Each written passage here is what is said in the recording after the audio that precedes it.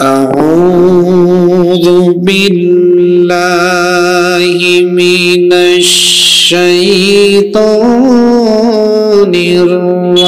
الرجيم بسم الله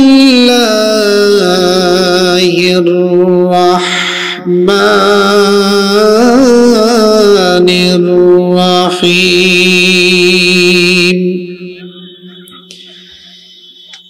إذا السماء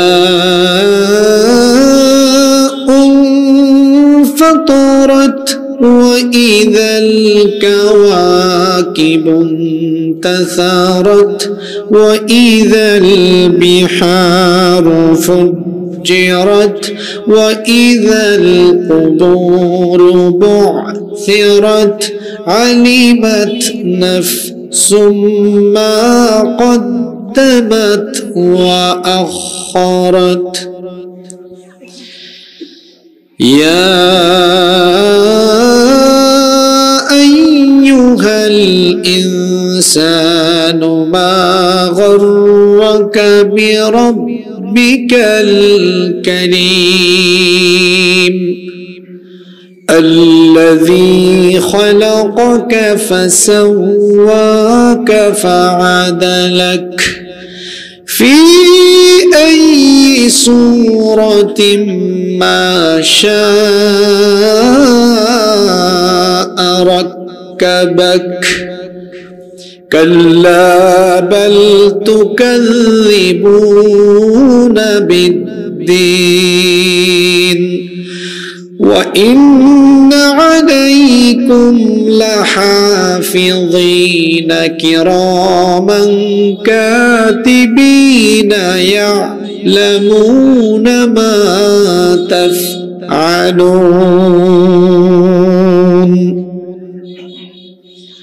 وقال تعالى في شان حبيبه إن الله وملائكته يصلون على النبي يا أيها الذين آمنوا صلوا عليه وسلموا تسليما কেউ চুপ থাকবেন না সবাই আমার সাথে পড়েন اللهم صل على محمد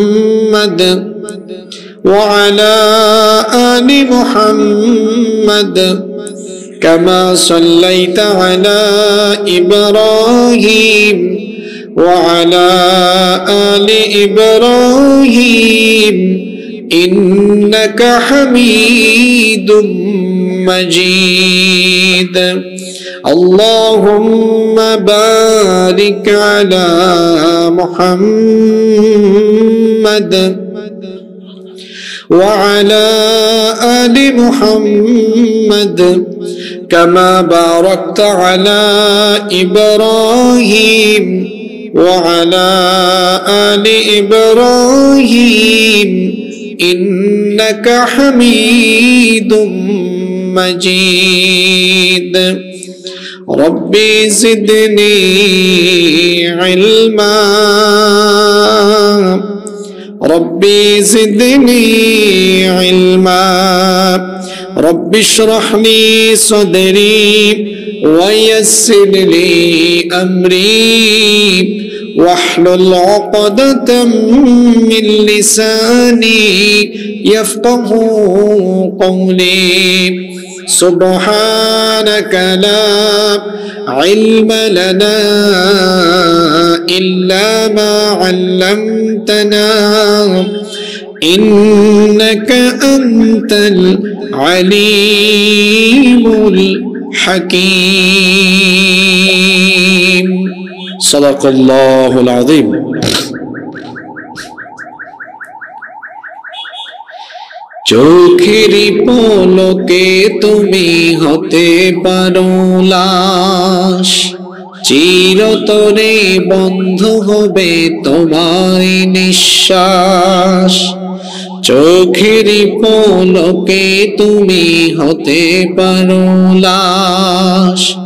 চিরতরে বন্ধ হবে তোমার নিঃশ্বাস, হবে এলান তোমার নাম মসজিদের মাইকে, হবে এলান তোমার নাম মসজিদের মাইকে। বাড়িওয়ালা নাই রে বাড়ি নাই রে দুনিয়াতে, বাড়িওয়ালা নাই রে বাড়ি নাই রে দুনিয়াতে, বাড়িওয়ালা নাই রে বাড়ি নাই রে দুনিয়াতে,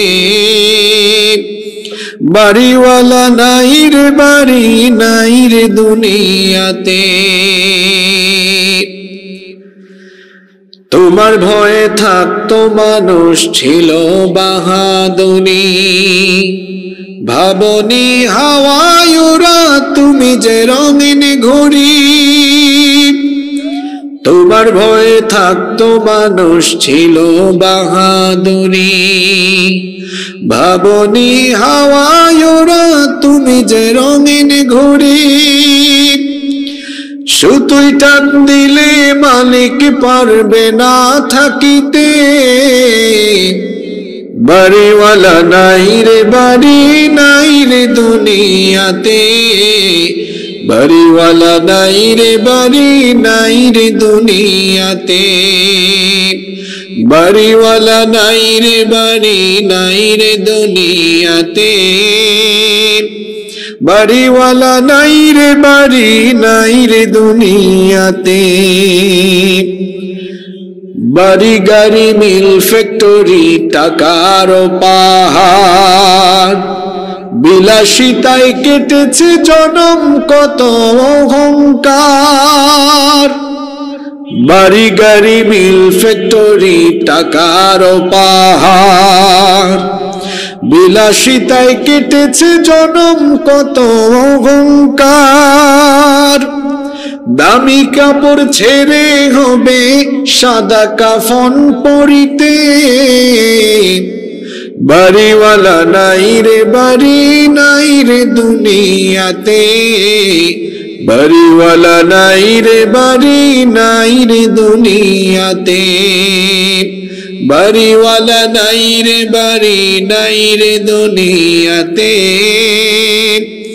বাড়িওয়ালা নাই রে বাড়ি নাই রে দুনিয়াতে। যাদের সাথে তো চলতে তুমি থাকতে দিবানিশি, জানাজায় শরীক হবে তোমার প্রতিবেশী। যাদের সাথে চলতে তুমি থাকতে দিবানিশি, জানাজায় শরীক হবে তোমার প্রতিবেশী। স্বজনেরা নিয়ে যাবে তোমাকে পালকিতে,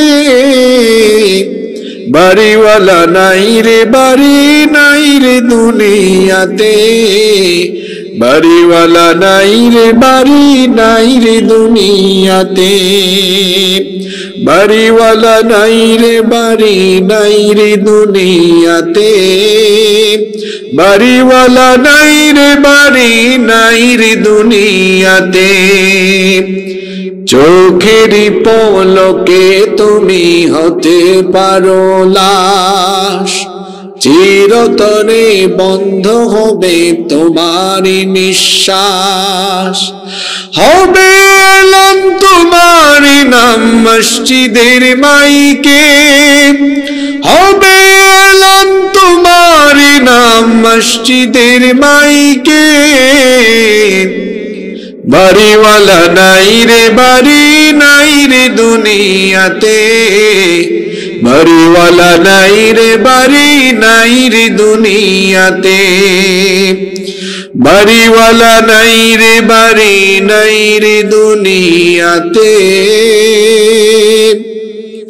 বাড়িওয়ালা নাই রে বাড়ি নাই রে দুনিয়াতে।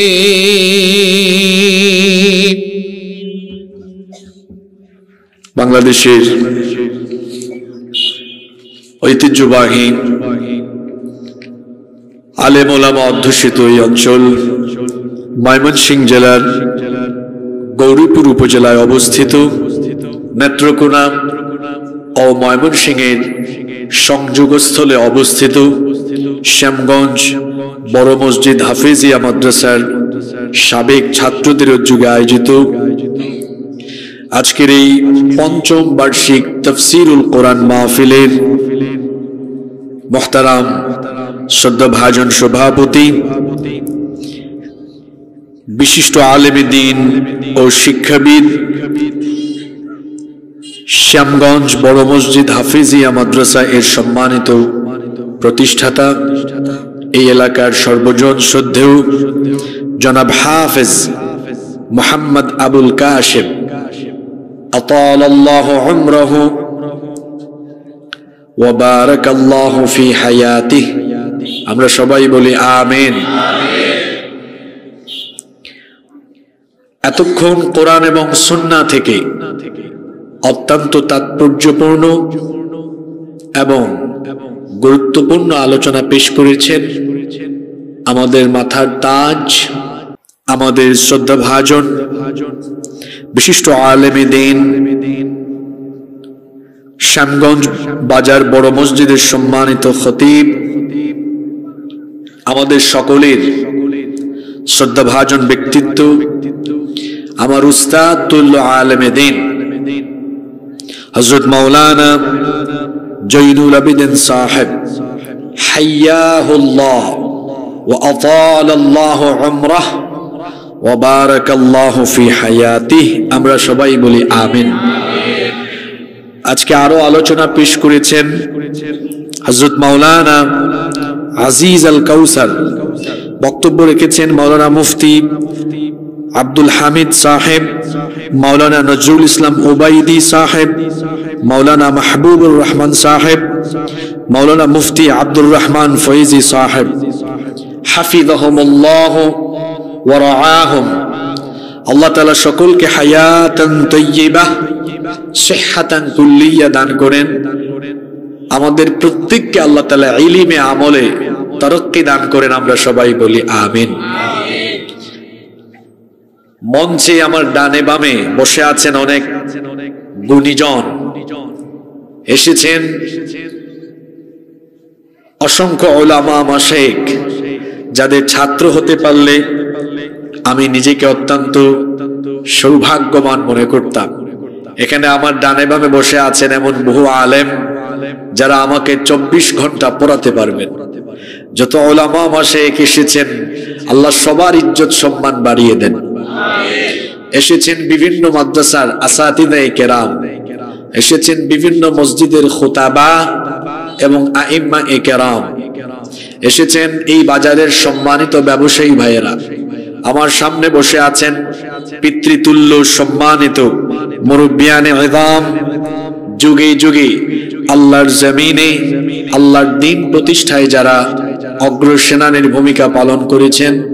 আমার কলিজার টুকরা প্রিয় যুবক, তরুণ এবং ছাত্র ভাইয়েরা, পর্দার আড়াল থেকে শ্রবণরতা সম্মানিতা মা এবং বোনেরা, উপস্থিত মিডিয়ার প্রিয় কর্মী এবং সাংবাদিক ভাইয়েরা, প্রশাসন এবং গোয়েন্দা সংস্থার সম্মানিত ভাইয়েরা, প্রিয় শ্যামগঞ্জ, ময়মনসিংহ, নেত্রকোনা তথা এই বৃহত্তর ময়মনসিংহবাসী, আপনারা সবাই কেমন আছেন?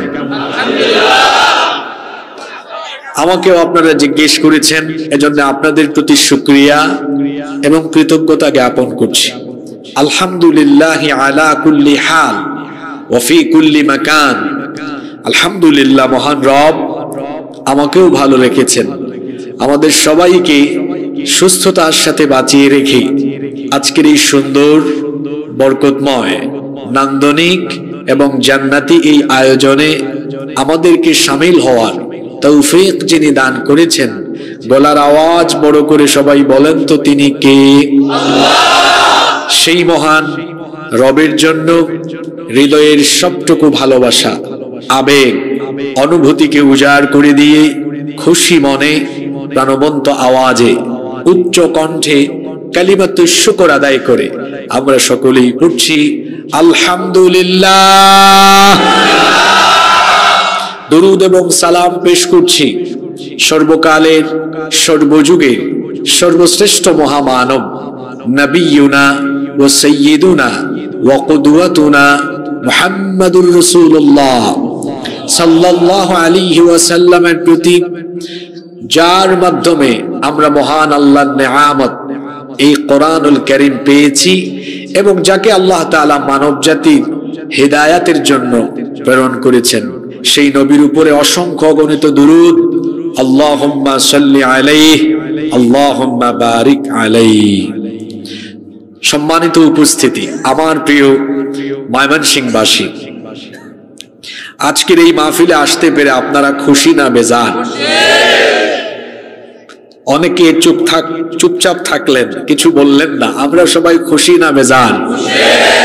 বেজার শুধু একজন, তার নাম হলো শয়তান। আর শয়তানের কিছু মুরিদও আছে যারা গান বাজনা ভালো পায়, যারা কনসার্ট ভালো পায়, কিন্তু কোরআনুল কারীমের মাহফিল ভালো লাগে না, সুযোগ পাইলে বন্ধ করে দেয়।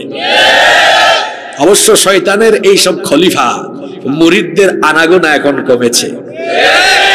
আলহামদুলিল্লাহ পড়েন। ময়মনসিংহকে বলা হয় আলেম ওলামা অধ্যুষিত অঞ্চল। আমার বাড়ি সিলেটে। সিলেট হলো হযরত শাহজালাল রহমতুল্লাহ আলাইহির স্মৃতি বিজড়িত এলাকা।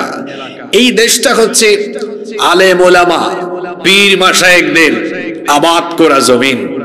আলেম ওলামা পীর মাশায়েখদের দ্বারা আবাদ করা এই জমিনে যাদের ইসলাম ভালো লাগে না, কোরআন ভালো লাগে না, আমাদের কোনো আপত্তি নাই। তারা 56,000 বর্গমাইল ছেলে, তাদের মন যেদিকে চায় সেদিকে তারা চলে যাক, কোনো অসুবিধা নাই।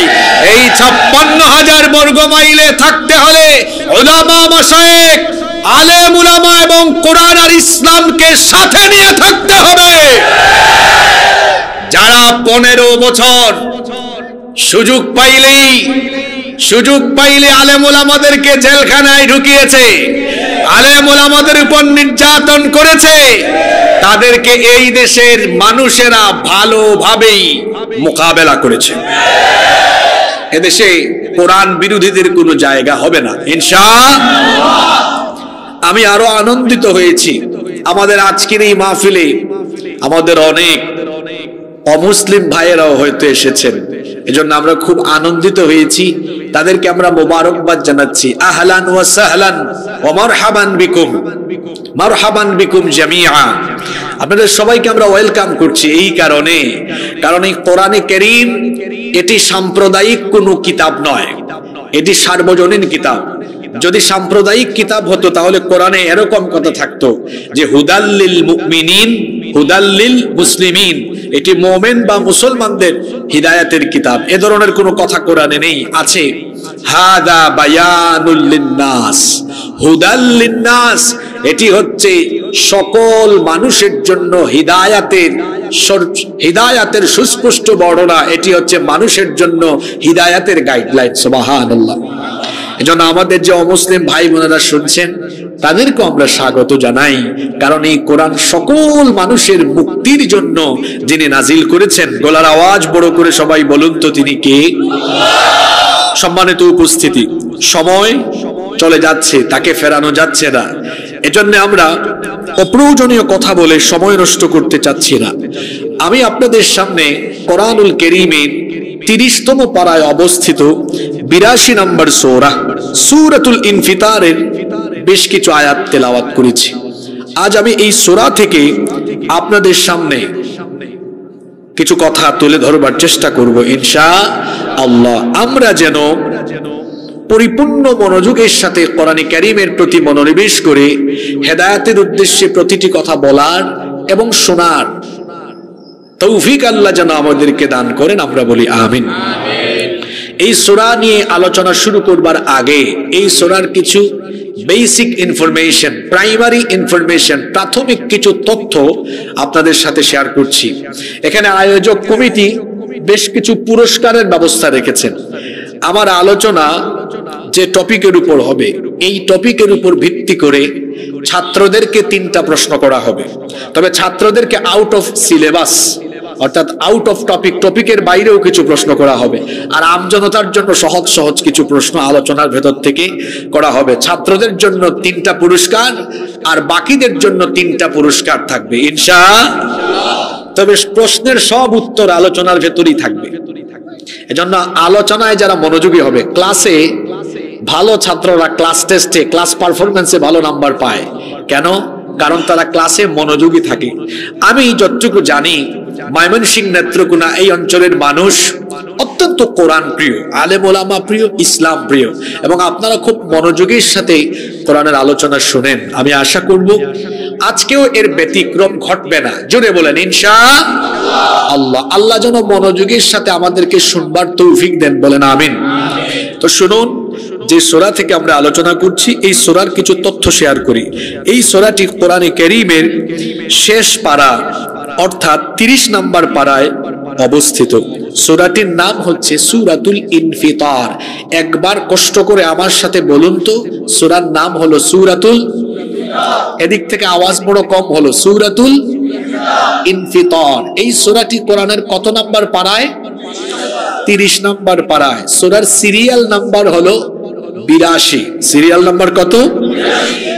কোরআনে কারীমের সূরাগুলো 2 ভাগে বিভক্ত। কিছু সূরাকে বলা হয় মাক্কিয়াহ, কিছু সূরাকে বলা হয় মাদানিয়াহ। যেগুলো হিজরতের আগে মক্কায় নাজিল হয়েছে সেগুলোকে বলা হয় মাক্কিয়াহ, আর যা হিজরতের পরে নাজিল হয়েছে সেগুলোকে বলা হয় মাদানিয়াহ। আজকের আলোচ্য এই সূরাটি মক্কাতুল মুকাররমায় নাজিল হয়েছে, এই জন্য সূরাটিকে বলা হয় সূরাতুল মাক্কিয়াহ। মাক্কি সূরার কিছু বৈশিষ্ট্য আছে।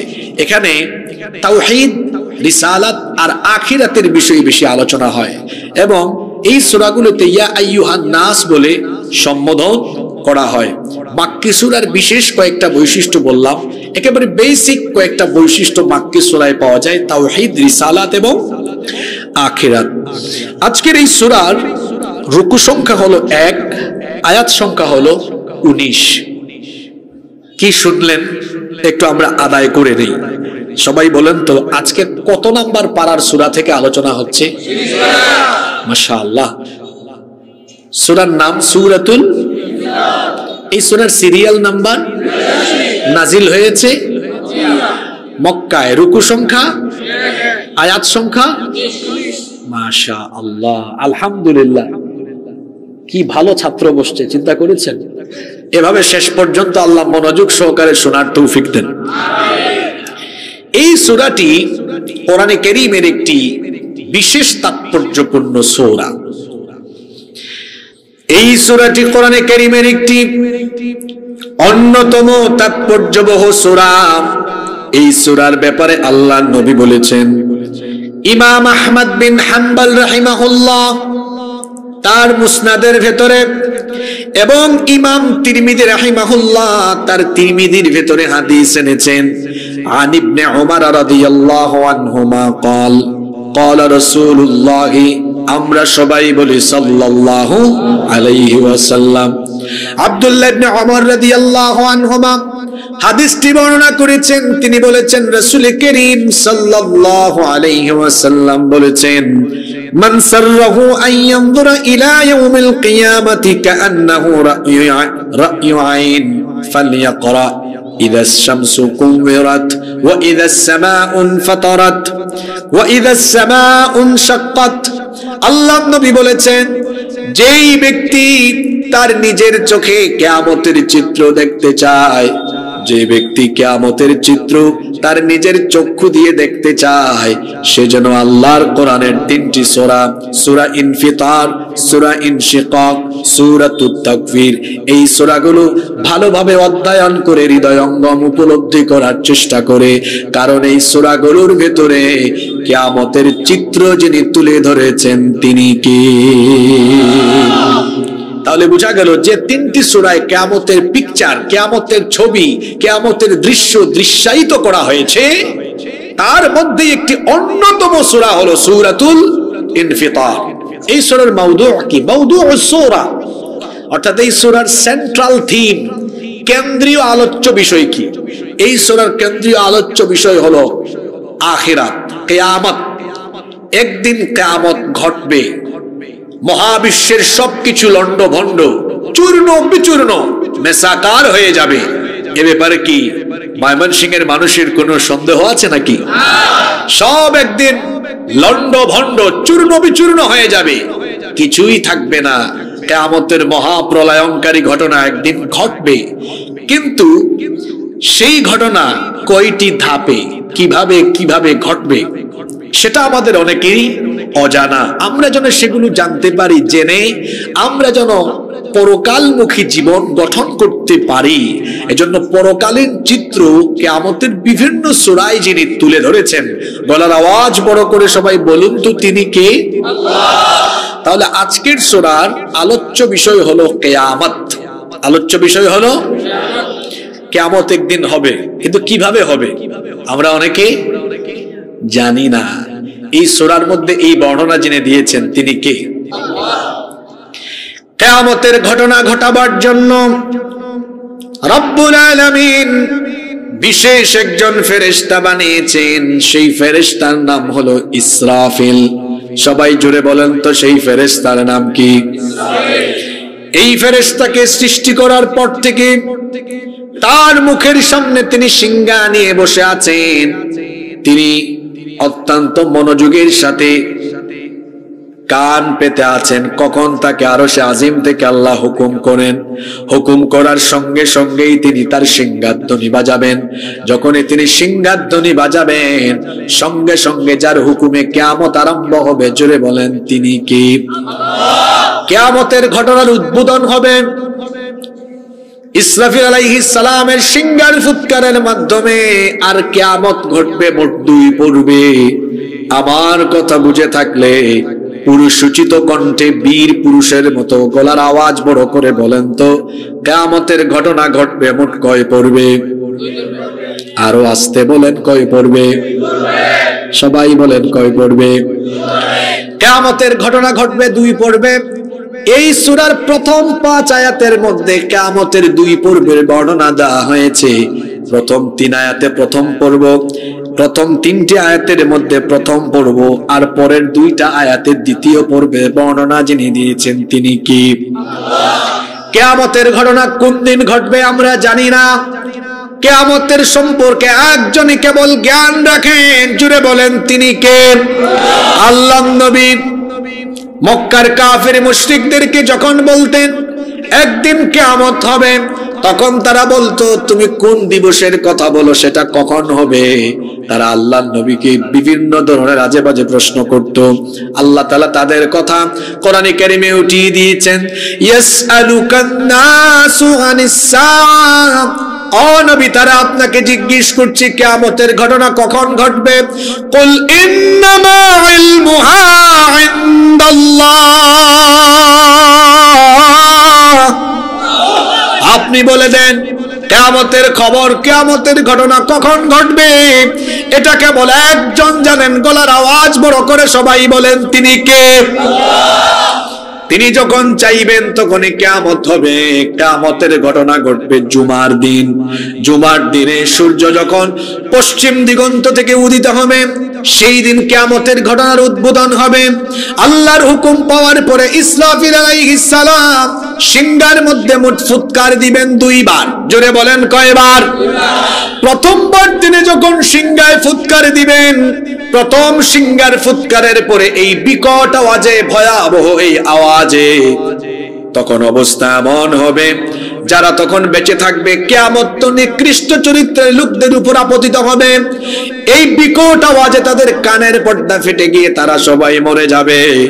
আসমান আর জমিন সবকিছু তখন ধ্বংস হয়ে যাবে। এজন্য আল্লাহ সূরা জুমারের মধ্যে বলেছেন, ওয়ানুফিখা ফিস সূরি ফাসাইকা মান ফিস সামাওয়াতি ওয়া মান ফিল আরদি ইল্লা মান শাআল্লাহ।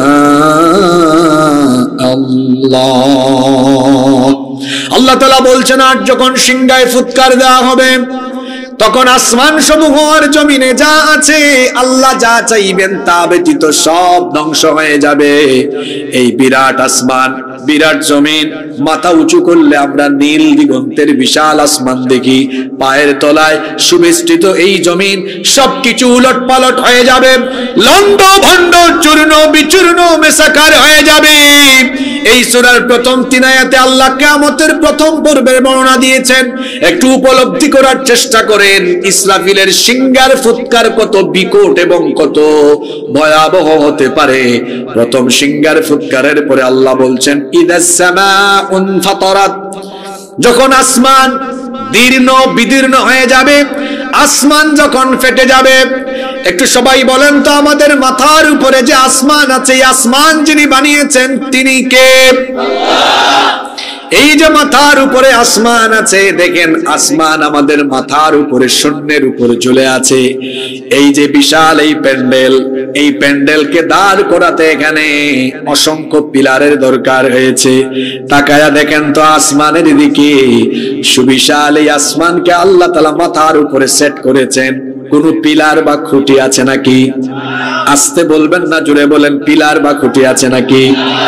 রব্বুল আলামিন কোরআনে কারীমের 13 নম্বর সূরা সূরাতুর রাদের 2 নম্বর আয়াতে বলছেন, আল্লাহুল্লাযী রাফা'আস সামাওয়াতি বিগাইরি আমাদিন তারাওনাহা সুম্মা ইসতাওয়া আলাল আরশ।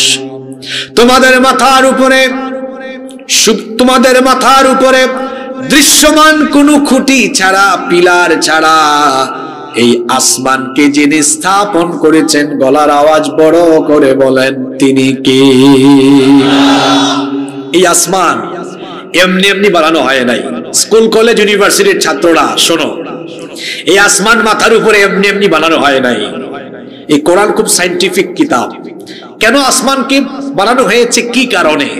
The sky has been built as a roof for the protection of the earth. এই আসমানকে পৃথিবীবাসীর সুরক্ষার জন্য সুরক্ষিত ছাদ বানানো হয়েছে। আল্লাহু আকবার। আমি কিন্তু বলেছি সব প্রশ্ন ক্লাসের ভিতর থেকে আসবে। যারা শুনবেন আজকে পুরস্কৃত হবেন, দুনিয়ায়ও আখিরাতেও ইনশাআল্লাহ। তাহলে আসমানকে বানানো হয়েছে সুরক্ষিত ছাদ। কোরআনে আল্লাহ বলেছেন, ওয়াজআলনাস সামাআ সাকফাম মাহফুযা। কোরআনে কারীমের 21 নম্বর সূরা সূরাতুল আম্বিয়া এর 32 নম্বর আয়াতে আল্লাহ তাআলা বলছেন, ওয়াজআলনাস সামাআ সাকফাম মাহফুযা। আর এভাবে আমি আসমানকে তোমাদের জন্য সুরক্ষিত ছাদ বানিয়েছি। জোরে বলেন তো, আল্লাহ আসমানকে কি বানিয়েছেন? শুধু ছাদ না, আরো একটা কথা বলেছি কোরআনের আয়াত, সামাআন ওয়াজআলনাস সামাআ সাকফাম মাহফুযা, সুরক্ষিত ছাদ বানিয়েছেন। আপনারা সবাই আমার সাথে কথা বলবেন। আপনাদের বাসা বাড়িতে টিনের চাল কিংবা ছাদ আছে না নাই? জোরে বলতে হবে, আছে না নাই? আপনাদের বাড়িতে চাল বা ছাদ কেন দিয়েছেন আপনারা? যাতে করে এই শীতকালে রাতের বেলা ঘরের ভেতরে কুয়াশা না পড়ে, গ্রীষ্মকালে যেন রোদ না লাগে, বর্ষাকালে যেন বৃষ্টি না পড়ে। অর্থাৎ এই বাড়িতে যারা বসবাস করে তাদের সেফটি, সিকিউরিটি আর প্রোটেকশনের জন্যই তো বাড়ির উপরে চাল বা ছাদ দেওয়া হয়। চাল বা ছাদ না দেওয়া হলে এই বাড়ি বসবাসের উপযোগী থাকতে পারে। তাহলে একটি বাড়িকে বসবাসের উপযোগী বানানোর জন্য বাড়ির উপরে চাল বা ছাদ দেওয়া হয়। তো আমাদের এই মাথার উপরে গোটা পৃথিবীবাসীকে সুরক্ষিত রাখার জন্য আসমান তো আল্লাহ এমনি এমনি বানান নাই। মহান আল্লাহ কোরআনে বলছেন, এই আসমানকে তোমাদের বসবাসের উপযোগী করার জন্য, পৃথিবীকে বসবাসের উপযোগী করার জন্য আসমানকে আমি সুরক্ষিত ছাদ বানিয়েছি। সুবহানাল্লাহ করতে ইচ্ছে করে না? আচ্ছা, সুরক্ষিত ছাদ, তাহলে বোঝা গেল যে আসমান না থাকলে পৃথিবী অরক্ষিত হয়ে যাবে। আসলেই তাই, আজকের বিজ্ঞান গবেষণা করে আমাদেরকে তাই বলছে। এই যে পৃথিবীর উপরিস্থিত বায়ুমণ্ডলে অসংখ্য উল্কাপিণ্ড আছে, এই উল্কা যদি জমিনে কোনো একটা উল্কা একবার পড়তে পারে, মানুষ তো দূরে থাক, পশু পাখি জীবজন্তু উদ্ভিদ যা আছে সবকিছু জ্বলে পুড়ে ছারখার হয়ে যেত। আল্লাহ তাআলা কি সুন্দর ব্যবস্থাপনা করলেন, বায়ুমণ্ডল থেকে, মহাশূন্য থেকে যেন কোনো উল্কা জমিনের দিকে পড়তে না পারে।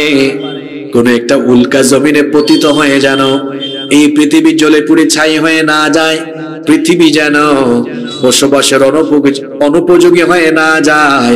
এজন্য আল্লাহ বলছেন, ওয়াজআলনাস সামাআ সাকফান মাহফুযা, আসমানকে আমি তোমাদের জন্য সুরক্ষিত ছাদ বানিয়ে দিয়েছি।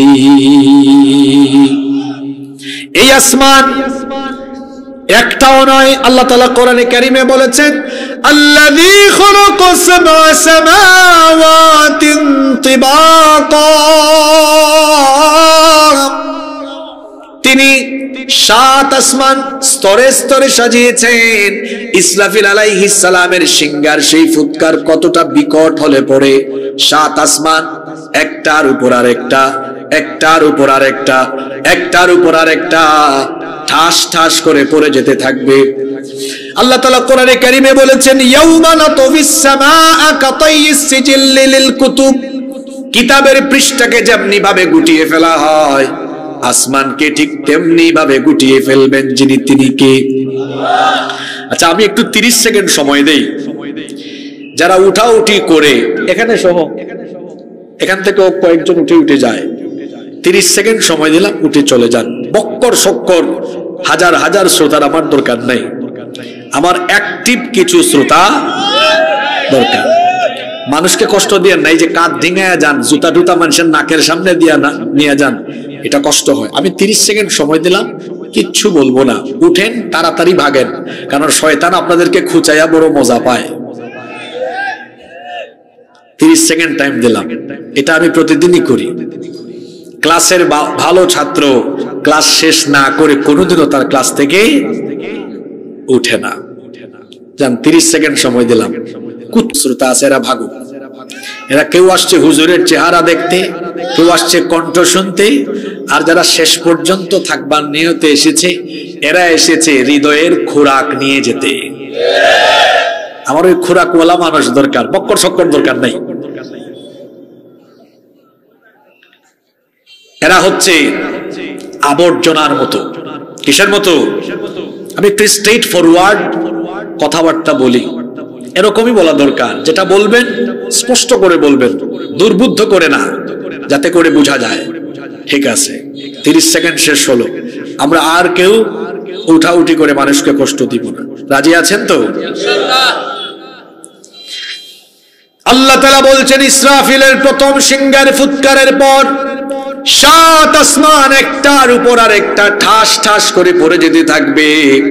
একটু হৃদয় দিয়ে উপলব্ধি করার চেষ্টা করুন, কতটা বিকট আওয়াজ হয়ে পড়ে একটা আসমানের উপর আর একটা আসমান ঠাস ঠাস করে পড়ে যায়। এরপরে আল্লাহ বলছেন, শুধু তাই নয়, ওয়া ইদাল কাওয়াকিবুন তাফারাত, তারকাগুলো বিক্ষিপ্ত হয়ে খসে খসে পড়ে যেতে থাকবে।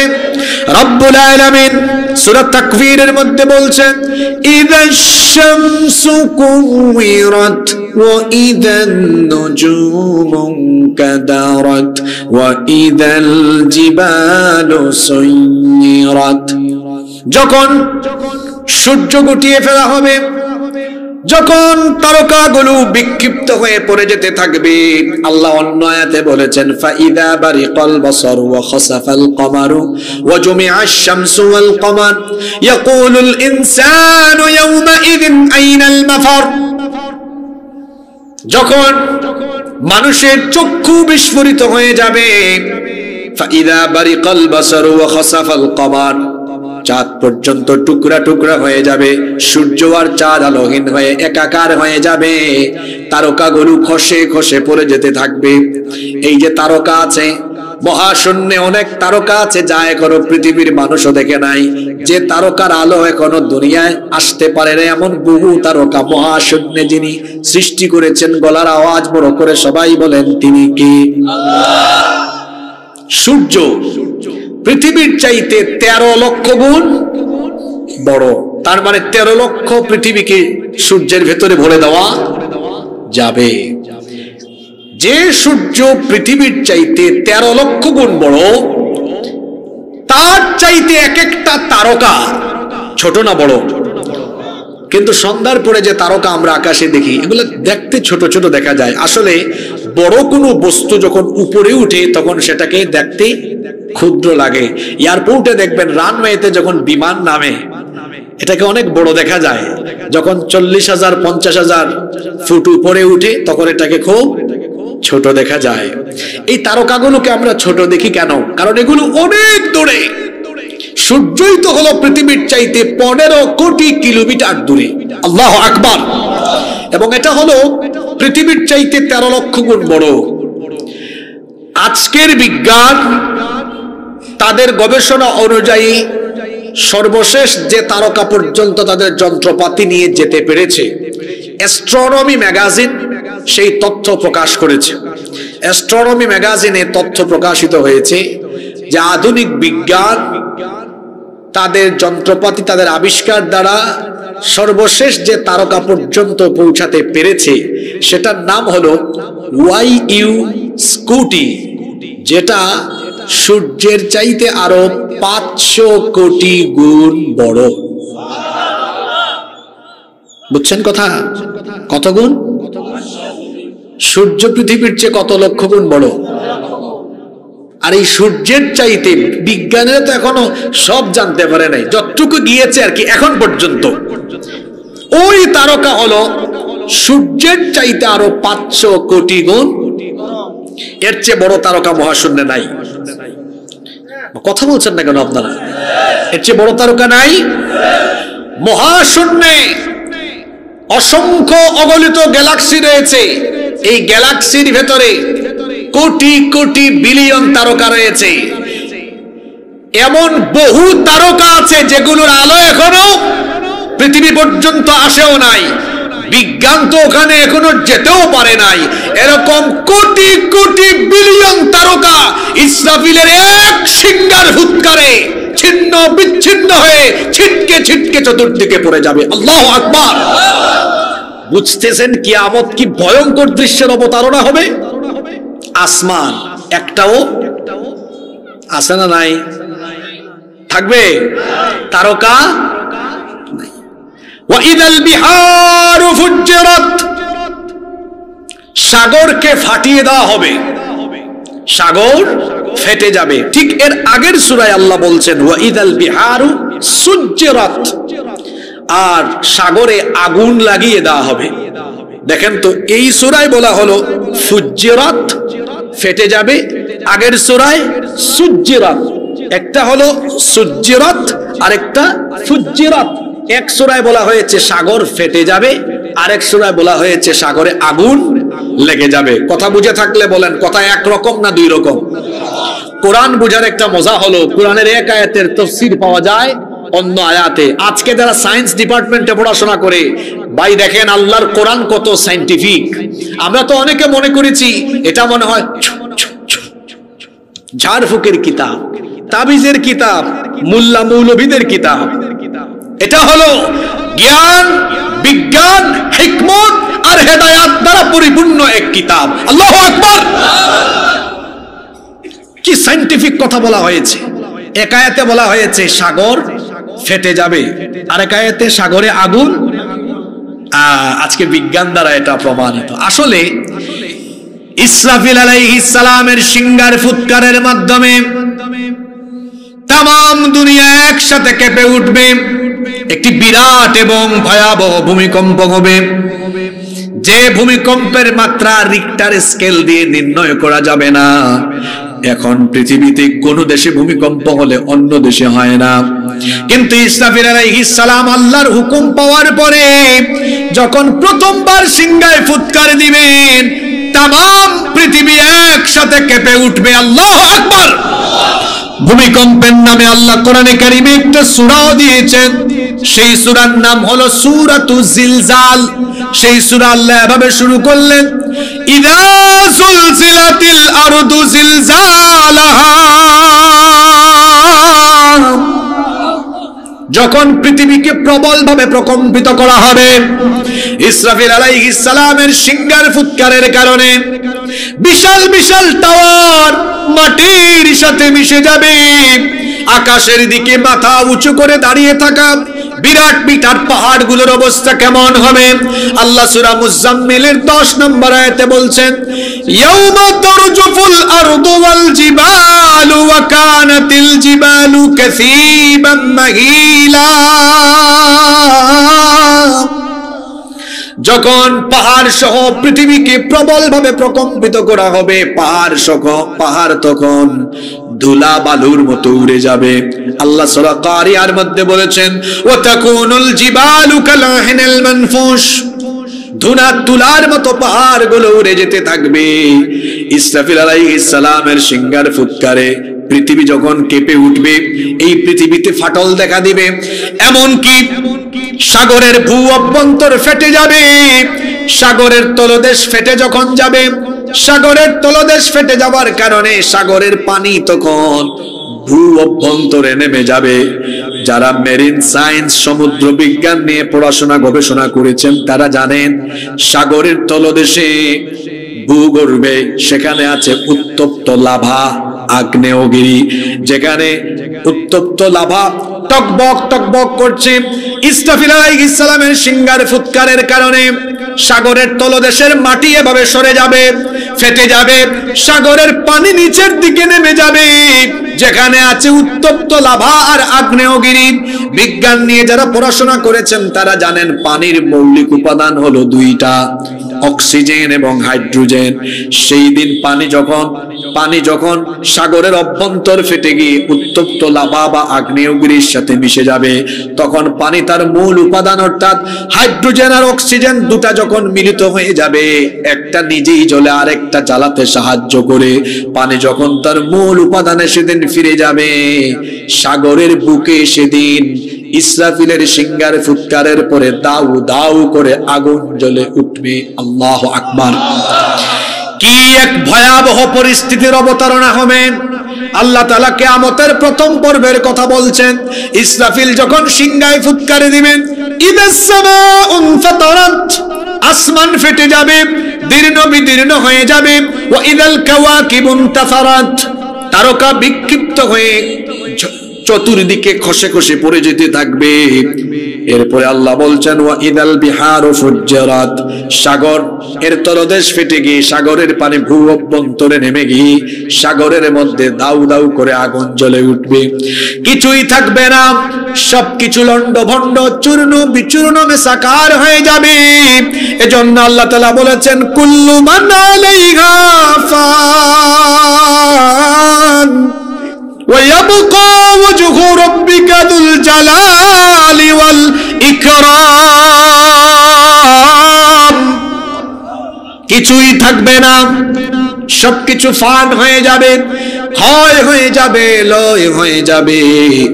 কেবলমাত্র যিনি অবশিষ্ট থাকবেন, গলার আওয়াজ বড় করে সবাই বলেন, তিনি কে? কিয়ামতের প্রথম পর্বে ইসরাফিল আলাইহিস সালামের প্রথম সিংহার ফুৎকারের পরে সব মানুষ শেষ, আসমান শেষ, জমিন শেষ, সব কিছু ধ্বংস হয়ে যাবে। আল্লাহ তাআলা এবার ইসরাফিলকে বলবেন, ইসরাফিল তুমি আবার দ্বিতীয়বার সিংহায় ফুৎকার দিয়ে তোমার দায়িত্ব তুমি শেষ করো। ইসরাফিল আলাইহিস সালাম এবার দ্বিতীয়বার সিংহায় যখন ফুৎকার দিবেন তখন কিয়ামতের দ্বিতীয় পর্ব আরম্ভ হবে। তিনি যখন দ্বিতীয়বার সিংহায় ফুৎকার দিবেন তখন অবস্থা কি হবে? আল্লাহ তাআলা সূরা জুমারের মধ্যে বলছেন, সুম্মা নুফিখা ফীহি উখরা ফাইযা হুম কিয়ামুন ইয়ানযুরুন। অতঃপর সিংহায় যখন আবার ফুৎকার দেওয়া হবে তখন মানুষ কবর থেকে দণ্ডায়মান হবে, অর্থাৎ কবর উন্মোচিত হয়ে যাবে, কবর খুলে যাবে। শ্যামগঞ্জে, ময়মনসিংহে, নেত্রকোনায় যত গোরস্থান আছে, কবরস্থান আছে, তাম দুনিয়ার কবরস্থানের উপরের মাটি সরে যাবে, একটা একটা একটা একটা করে কবর খুলে যাবে, আর কবর থেকে মানুষ উঠতে থাকবে। সূরা ইনফিতারের 4 নম্বর আয়াত থেকে দ্বিতীয় পর্বের আলোচনা আরম্ভ হলো। আল্লাহ বললেন, ওয়া ইদাল কুবুর বুসিরাত, আর যখন কবর খুলে যাবে, সূরা আদিয়াতে আল্লাহ বলেছেন, আফালা ইয়ালামু ইযা বুসিরা মা ফিল কুবুর, মানুষ কি সেই সময়টার কথা জানে না যখন কবর খুলে যাবে? ও আমার আব্বাজান, আমার ভাইজানরা, আজকে আপনারা কত সুন্দর সুন্দর কাপড় পরিধান করে আসলেন, সুতার তৈরি এত সুন্দর সুন্দর জামা কাপড় পরিধান করে আপনারা এখানে এসেছেন, কিন্তু কবর যখন খুলে যাবে সেই দিন কবর থেকে আপনারা কিভাবে উঠবেন শুনেন। আল্লাহর হাবিব বলেছেন, ইউহশারুন নাসু ইয়াউমাল কিয়ামাতি হুফাতান উরাতান গারলা। আল্লাহর নবী বলেছেন, কিয়ামতের দিন মানুষ কবর থেকে কাপড় চোপড় থাকবে না, উলঙ্গ অবস্থায়, খাতনাবিহীন অবস্থায়, খালি পায়ে নগ্ন পদে কবর থেকে উঠবে। আল্লাহর নবী যখন এই কথা বললেন, আমাদের মা উম্মুল মুমিনিন আয়েশা রাদিয়াল্লাহু আনহা তখন বললেন, ওগো আল্লাহর নবী, মানুষ যদি এভাবে উলঙ্গ হয়ে কবর থেকে উঠে, গায়ে যদি কাপড় চোপড় না থাকে, আমি তো আপনার বিবি, সেই দিন আমার কি শরম লাগবে না, লজ্জা লাগবে না? আল্লাহর নবী তখন বললেন, আয়েশা গো শোনো, সেই দিনটা এত কঠিন হবে, এতটাই বিভীষিকাময় হবে, ওই সূর্য যা আমাদের থেকে 15 কোটি কিলোমিটার দূরে, সেই সূর্য মানুষের মাথার একেবারে নিকটবর্তী হয়ে যাবে, পায়ের তলায় মাটি থাকবে না, তামা হয়ে যাবে। সূর্যের প্রচন্ড তাপে মানুষের মাথার চান্দি ফেটে মগজ উতরে উতরে উতরে উতরে গলে গলে গলে গলে বেয়ে বেয়ে পড়তে থাকবে। গুনাহগারেরা ঘামের মধ্যে সাঁতার কাটতে থাকবে, যার গুনাহের পরিমাণ যেমন তার সাঁতার কাটার পরিমাণ হবে তেমন। পিপাসায় কাতর হয়ে মানুষের জিহ্বাটা মুখের ভেতর থেকে বের হয়ে কুকুরের মতো নাভি পর্যন্ত ঝুলতে থাকবে। আল্লাহর সামনে দাঁড়িয়ে বিচারের সম্মুখীন হওয়া লাগবে। এই ভয়ে সেই দিন প্রত্যেকটা মানুষ যে মাথা নিচু করে নিচের দিকে তাকাবে, সাহস করে উপরের দিকে মাথা তোলার কোনো সাহসও করবে না। আল্লাহু আকবার। ভয়াবহ সেই পরিস্থিতি, এটা কিয়ামতের দ্বিতীয় পর্ব। ওয়া ইদাল কুবুর বুসিরাত, আর যখন কবর খুলে যাবে, কবর থেকে মানুষ উঠে হাসরের ময়দানে গিয়ে দাঁড়াবে, হাসরের ময়দানে গিয়ে সমবেত হয়ে যাবে। হাসরের ময়দানে যখন মানুষ সমবেত হবে, আল্লাহ পরের আয়াত 5 নম্বর আয়াতে বলছেন, আলিমাত নাফসুম মা কদ্দামাত ওয়া আখারাত। মানুষের জীবনের আগের এবং পরের যা কিছু আছে সব কিছু তাকে জানিয়ে দেওয়া হবে। মানুষ যা করেছে সব কিছু কিয়ামতের ময়দানে তাকে জেনে অবগত করবেন। গলার আওয়াজ বড় করে সবাই বলেন, তিনি কি? আপনি যা করেছেন আপনার জীবনের মিনাল বিদায়া ইলান নিহায়া, স্টার্টিং টু এন্ডিং, জীবনের শুরু থেকে শেষ পর্যন্ত যা কিছু করলেন সব কিছু জানেন কে? আফা হাসিবতুম আন্নামা খালাকনাকুম আবাসাও ওয়া আন্নাকুম ইলাইনা লা তুরজাউন। মানুষ যেন এটা মনে না করে তাকে এমনি এমনি অযথাই তাকে সৃষ্টি করা হয়েছে, এটা যেন সে মনে না করে। অবশ্যই তাকে একটি উদ্দেশ্যে সৃষ্টি করা হয়েছে, আর সে উদ্দেশ্য যদি সে পূরণ করতে পারে তো ভালো, আর যদি পূরণ করতে না পারে, পূরণ করতে পারলে পুরস্কার আছে, না করতে পারলে শাস্তিও আছে। কোথায় যাবে মানুষ? আল্লাহ বলছেন ওয়া আন্নাকুম ইলাইনা লা তুরজাউন, তোমাদেরকে কি আমার কাছে আবার ফিরিয়ে আনা হবে না? জোরে বলেন তো, এসেছিলাম আমরা কার কাছ থেকে? আসতে বলবেন না, জোরে বলেন কার কাছ থেকে? এবার বলেন তো, ফিরে যাব আমরা কার কাছে? প্রথম 5 আয়াতে আল্লাহ তাআলা আমাদের সামনে যে পরকাল আছে, কিয়ামত আছে, সেটা আমাদেরকে স্মরণ করিয়ে দেওয়ার পরে এবার আপনাদের প্রত্যেককে আল্লাহ তাআলা প্রশ্ন করছেন। এখানে ও মুসলিম ভাই বোনেরা যারা আছেন আপনারাও শুনেন, আল্লাহ এখানে মুসলিমদেরকে প্রশ্ন করছেন না। আল্লাহর শব্দ চয়নের নমুনা কত সুন্দর দেখেন। আল্লাহ বলেছেন ইয়া আইয়ুহাল ইনসান। এখানে আলেম ওলামা বসে আছেন, ইনসান মানে হলো মানুষ, অর্থাৎ সকল মানুষকে এবার আল্লাহ প্রশ্ন করছেন। প্রথমে আল্লাহ তাআলা দুনিয়ার পরে কি আছে সেটা বললেন, পরকালে দাঁড়াতে হবে, আল্লাহর সামনে বিচারের সম্মুখীন হতে হবে। এই চিত্র আল্লাহ তুলে ধরবার পরে এবার সকল মানুষকে আল্লাহ প্রশ্ন করলেন ইয়া আইয়ুহাল ইনসানু মা গাররাকা বিরাব্বিকাল কারীম। হে মানুষ, আবার বলছি হে মানুষ, আবারও বলছি, এটা রাসূলের সুন্নাত, গুরুত্বপূর্ণ কথা রাসূল 3 বার বলতেন, আমিও রাসূলের সুন্নাত মোতাবেক বললাম। হে মানুষ, যেহেতু তুমি আমার কাছে আবার আসবে, মা গাররাকা বিরাব্বিকাল কারীম, কোন জিনিস তোমাকে তোমার মহান রব সম্পর্কে গাফেল করে রাখলো? কোন জিনিস তোমাকে তোমার মহান রব সম্পর্কে ধোঁকায় ফেলে রাখলো? আজ তুমি সেই রবের গোলামি করো না, সেই রবের হুকুম মানো না যিনি তোমাকে পাঠালেন, আবার যার কাছে তোমাকে ফিরে যেতে হবে। সে আল্লাহ প্রশ্ন করছেন, হে মানুষ, কোন জিনিস তোমাকে ধোঁকায় ফেলে রাখলো? কোন জিনিস তোমাকে গাফলতিতে ফেলে রাখলো? অথচ তিনি হলেন তোমার রব, এমন রব তিনি আল্লাযী খালাকাকা ফাসাওয়াকা ফাআদালাক ফি আইয়ি সূরাতিন মা শাআ রাক্কাবাক। কি সুন্দর প্রশ্ন প্রথমে করলেন, হে মানুষ, ইয়া আইয়ুহাল ইনসান মা গাররাকা বিরাব্বিকাল কারীম, কোন জিনিস তোমাকে তোমার মহান রব সম্পর্কে গাফেল করলো?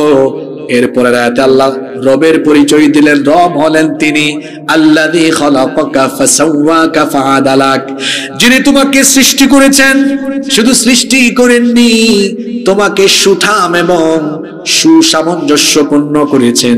ফি আইয়ি সূরাতিন মা শাআ রাক্কাবাক, যেমন সুরত চেয়েছেন তেমন সুরত তিনি দিয়েছেন।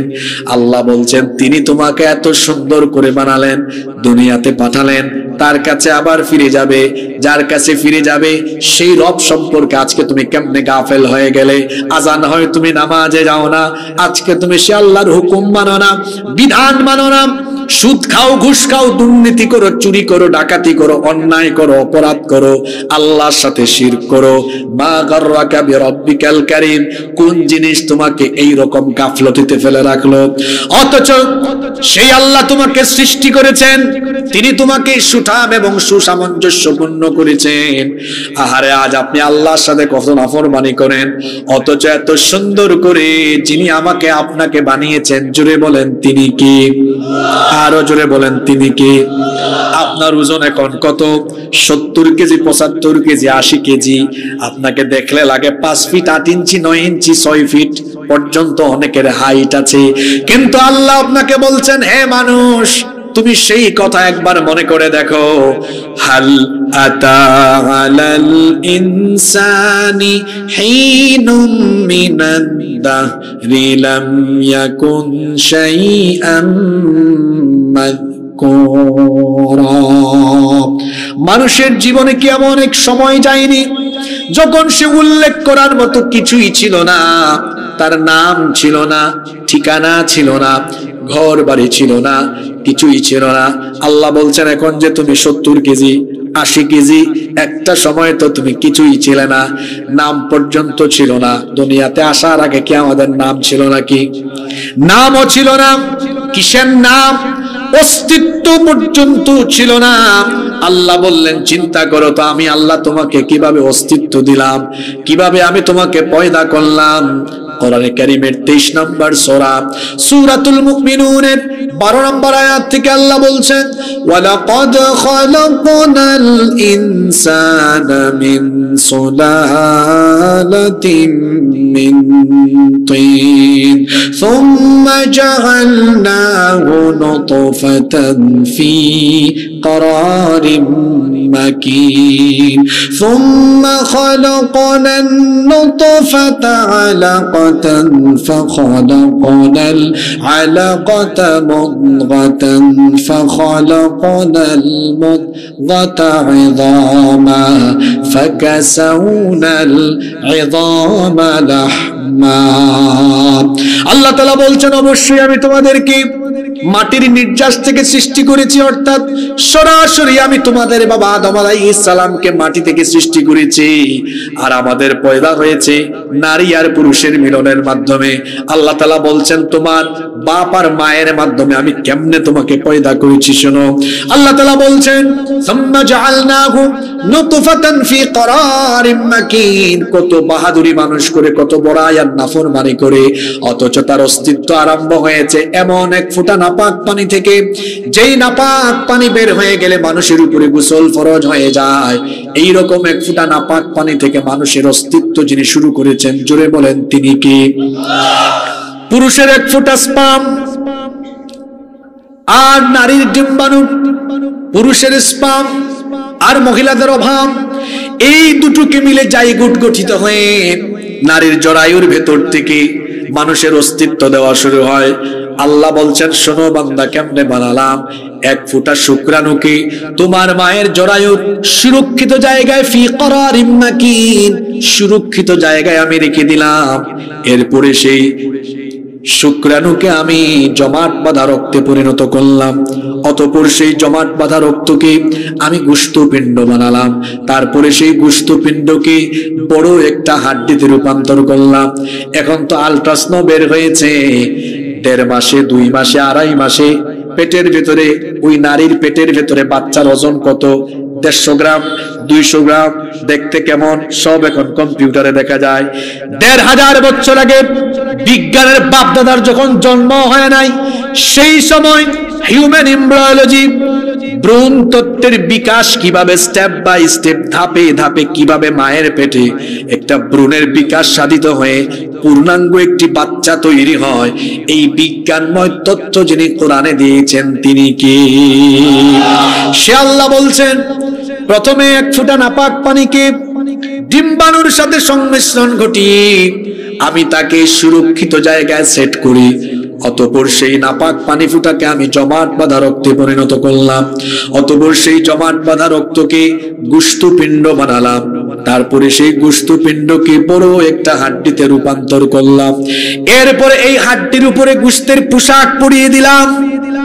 গোশতের পোশাক পরিয়ে দিলাম, তখনও তোমার হাত নাই, পাও নাই, চোখ নাই, নাক নাই, ঠোঁট নাই, কান নাই। আমি হাড্ডির উপরে গোশতের পোশাক পরায়া দেওয়ার পরে আমি তোমার কান দিলাম, চোখ দিলাম, নাক দিলাম, ঠোঁট দিলাম, হাত দিলাম, পা দিলাম, সুন্দর একটা স্ট্রাকচার দিয়ে তোমার মায়ের গর্ভের ভেতরে আমি আল্লাহ তোমাকে বানালাম। বানানোর পরে তোমার বের করি নাই। সূরা হজের 5 নম্বর আয়াতে আল্লাহ বলছেন ওয়া নুকিরু ফিল আরহামি মা নাশাউ ইলা আজালিম মুসাম্মা নির্দিষ্ট একটা সময় পর্যন্ত তোমার মায়ের গর্ভের ভেতরে আমি আল্লাহ রেখে দিলাম। ধীরে ধীরে তোমার ওজন বাড়ে, 200 গ্রাম, 300 গ্রাম, 400, 500, 600, 700, 800, 900 এইরকম করে বাড়াতে বাড়াতে নির্দিষ্ট সময় পর্যন্ত তোমাকে রেখে কয়েক মাস পরে সুম্মা নুখরিজুকুম তিফলা, এরপরে আমি 2.5, 3, 3.5, 4, 4.5, 5 কেজি ছোট্ট একটা বাচ্চার সাইজে তোমার মায়ের পেটের ভেতর থেকে বের করে এই দুনিয়ার আলো বাতাস যিনি দেখিয়েছেন, গলার আওয়াজ বড় করে সবাই বলেন তিনি কে? সে আল্লাহ বলছেন, এইভাবে করে অস্তিত্বহীনতা থেকে আমি তোমাকে অস্তিত্ব দিলাম, প্রাণহীনতা থেকে আমি আল্লাহ তোমাকে প্রাণ দিলাম, তোমাকে সৃষ্টি করলাম। আবার তোমার নাক তোমার বাপের মতো হবে না, মায়ের মতো হবে। তোমার চোখ তোমার দাদার মতো না দাদির মতো। তোমার চেহারার মিল বাপের সাথে বেশি হবে না, মায়ের সাথে বেশি হবে। ফি আইয়ি সূরাতিন মা শাআ রাক্কাবাক, যেমনটা তিনি চেয়েছেন তেমনটা সুরত দিয়ে তিনি তোমাকে বানিয়েছেন। সে আল্লাহ বলছেন, আমি তোমাকে বানালাম, আমি তোমাকে এত সুন্দর করে বানিয়ে দুনিয়াতে পাঠালাম, আমি বানালাম, আমি সৃষ্টি করলাম, আমার কাছে আবার ফিরে আসবে।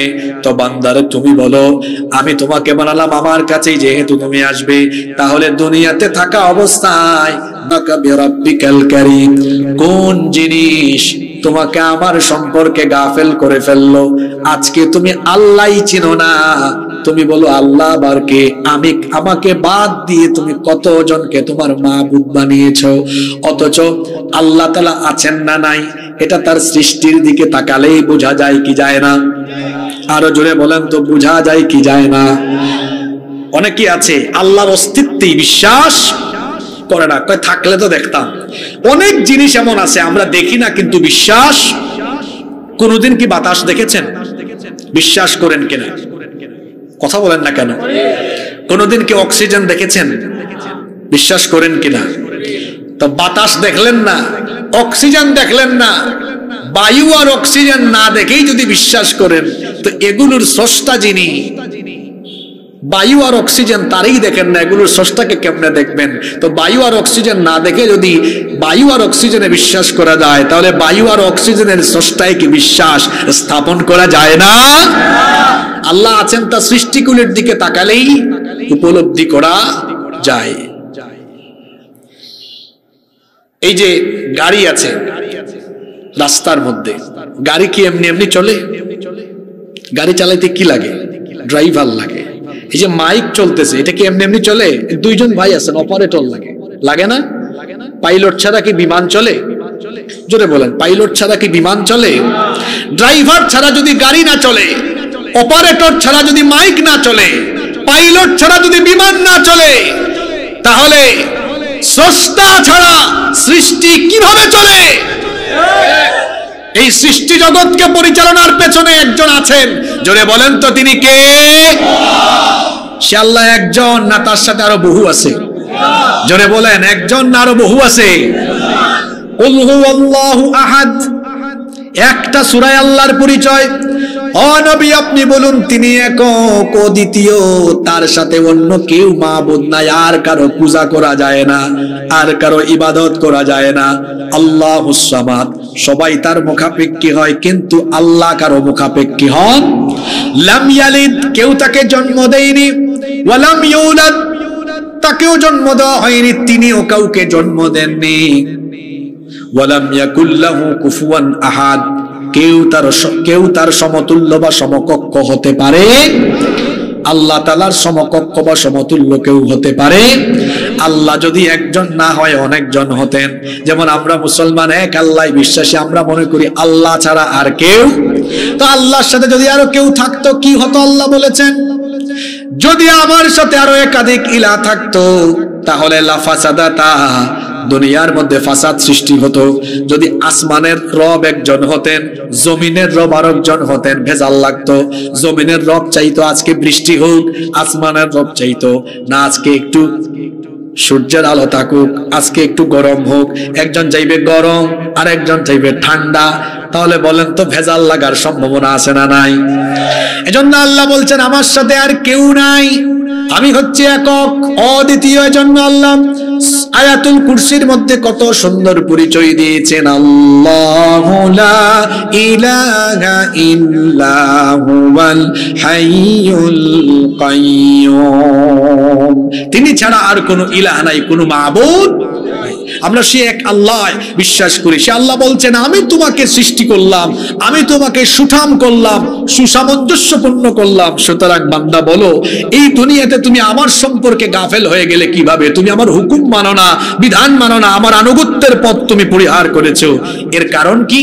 এর একটাই কারণ, তুমি আমার সামনে আসবে, আমার সামনে দাঁড়াবে, একদিন আমার সামনে বিচারের সম্মুখীন হওয়া লাগবে। এটা তুমি হৃদয় দিয়ে বিশ্বাস করো। আল্লাহ বলছেন কাল্লা, কখনো নয়, বাল তুকাজ্জিবুনা বিদ্দিন, তোমরা বিচার দিবসকে মিথ্যা মনে করো, বিচার দিবসকে তোমরা বিশ্বাস করো না, তোমরা মনে করো বিচার দিবস বলতে কিছুই নেই। আল্লাহ তাআলা বলছেন না, এটা কখনো নয়, অবশ্যই বিচার দিবস আছে। ওয়া ইন্নাদ-দীনা লাওয়াকি', নিশ্চয়ই বিচারের দিবস হলো অবশ্যম্ভাবী। বিচারের দিবসে তোমরা অবশ্যই আমার সামনে দাঁড়াবে। আর পৃথিবীতে আমি তোমাদেরকে যে ছেড়ে দিয়েছি এমনি এমনি ছাড়ি নাই, আমি তোমাদের সাথে তত্ত্বাবধায়ক নিযুক্ত করে দিয়েছি, এমনি এমনি ছাড়ে নাই। যা করতেছ সব রেকর্ড করে রাখার ব্যবস্থা আছে। আল্লাহ বলছেন ওয়া ইন্না আলাইকুম লাহাফিযিন, নিশ্চয়ই তোমাদের সাথে সংরক্ষণকারী ফেরেশতা আছেন, তত্ত্বাবধায়ক নিযুক্ত আছেন। প্রত্যেকের সাথে আল্লাহ তত্ত্বাবধায়ক, দারোয়ান প্রত্যেকের সাথে আল্লাহ নিযুক্ত করে দিয়েছেন। আল্লাহ তাআলা বলছেন একজন নয়, প্রত্যেকের সাথে আমি আল্লাহ দিয়েছি কয়জন? ইয ইয়াতালাক্কাল মুতালাক্কিয়ানি আনিল ইয়ামিনি ওয়া আনিশ শিমালি ক্বাঈদ মা ইয়ালফিযু মিন কওলিন ইল্লা লাদাইহি রাকীবুন আতীদ। ডানে এবং বামে দুজন ফেরেশতা যখন আমল গ্রহণ করে, তোমরা এমন কোনো কথা বলো না যা তারা রেকর্ড করে রাখে না। সবকিছু তারা রেকর্ড করে রাখছে, আর তাদের লেখা আমলনামাগুলো লিপিবদ্ধ হচ্ছে। যে ফেরেশতারা আমাদের সবকিছু লিখে রাখেন, আমরা জানতে চাইলাম আল্লাহ তাদের নাম কি, জামালউদ্দিন না কামালউদ্দিন? আল্লাহ বললেন তাদের নাম হলো কিরামান কাতিবিন, এরা হলেন সম্মানিত লেখক।